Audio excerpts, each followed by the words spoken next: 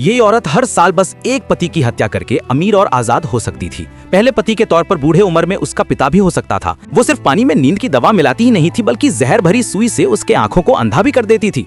फिर उसने अपने पति को पहाड़ चढ़ने ले गई और नतीजा ये हुआ कि उस अंधे पति ने अपने ही आंखों से देखा कि उसे चट्टान से धक्का देकर नीचे फेंका जा रहा है। फिर भी उसकी खूबसूरती और एक प्राइमरी स्कूल टीचर होने की पहचान देखकर पुलिस ने उसकी बातें बिना शक के मान ली। ऐसे ही उसने बड़ी आसानी से 80 करोड़ रुपए की इंश्योरेंस रकम हासिल कर ली, पर वो पैसा उसने जल्द ही खर्च कर डाला। फिर उसने दूसरी शादी की राजेश यादव नाम के आदमी से। उसने सेफ्टी बेल्ट के क्लिप पे 502 गोंद लगा दी। जब पति नशे में बेसुध था, उसने उसे पीछे की सीट में बांध दिया। उसने सनरूफ खोलकर हवा लेने का नाटक किया और ऐसा दिखाया कि सब ठीक है।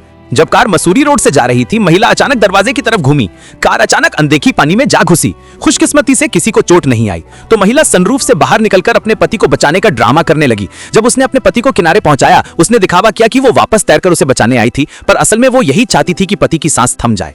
जब उसने देखा कि उसका पति पूरी तरह हिलडुल नहीं रहा, तो वो भरोसे के साथ किनारे लौट आई और बोली, अब से बस वही करना होगा जो मैं कहूंगी, अगर नहीं माने तो जान से मार दूंगी। इतने तीखे शब्दों के साथ उसे फिर भारी इंश्योरेंस रकम मिली। लेकिन उसके पति का अंतिम संस्कार भी खत्म नहीं हुआ था कि उसने दूसरे मर्दों के साथ मेलजोल शुरू कर दिया। उसने बेझिझक अपने पूर्व पति के चिता के सामने ही किसी और आदमी का हाथ पकड़ लिया, और यह सब उसकी सास ने देख लिया। सास को तुरंत शक हुआ कि उसके बेटे की मौत हादसा नहीं रही होगी।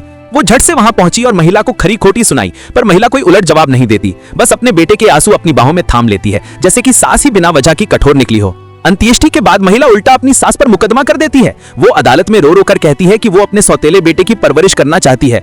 ये सुनकर सास फट पड़ी और कोर्ट में बोली, तुम मेरे बेटे के मरने के बाद बीमा ले लिया? तुम वही औरत हो जो मेरे बेटे से पहले मेरे साथ रह चुकी थी। अचानक मौत हुई और तुम्हें फ्लैट मिल गया। तुमने ही मेरे बेटे को मरवाया। तुम हत्यारिन हो। जब उसने हत्यारिन कहा तो सबकी नजरें चौकन्नी हो गई। अगर सास की बात सच है तो ये औरत सबसे बड़ी विलन हो सकती है। अगले दिन सास सीधे महिला के स्कूल यानी लखनऊ पहुंच गई। महिला ने आंसू बहाते हुए कहा कि उसे बच्चों से बहुत प्यार है, इसलिए वो टीचर बनी। अब उसका पति हादसे में मर गया है और वो अपने सौतेले बेटे को पाल रही है। पर ये बातें सास को एक पल को भी भरोसा नहीं दिला पाई। उससे पहले ही वो अपनी सास के घर जाकर हालात जांच चुकी थी। वहां उसे गलती से एक छोटे लड़के की ड्राइंग बुक मिली।